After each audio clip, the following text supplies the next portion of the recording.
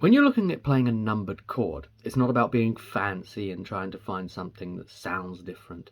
It's about trying to have the correct color of voicing to express what you want. And in the context, what matters less is the chord you're playing, and what matters more are the chords that led up to it that then create that.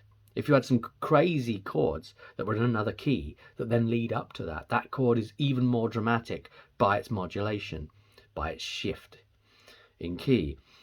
And sometimes you can use it to destabilize a chord. If you have a progression like I'm looking at the moment, you know, this sort of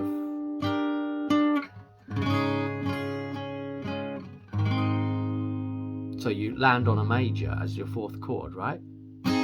And you come round again, and that's very stable sounding. It's 4 chords, it's a nice even amount of chords, all evenly spaced, and something's very stable. But if your song, you wanted to create some musical instability, some sense that you can't quite land and you're not quite home yet. And you've heard this talk of the home chord, which comes from the root, the key chord, and if you land on that, then you're really, really home. But sometimes you can get around that maybe by having a screwed up chord, like for instance this 7 and with 9 chord. It's kind of like an E shape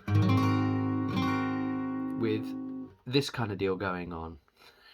Like an E7 sort of shape, but with this deal going on here. And I'm capoed, so you can see, but you know the strings I'm at, right? And then you've got this destabilized sort of feeling, and then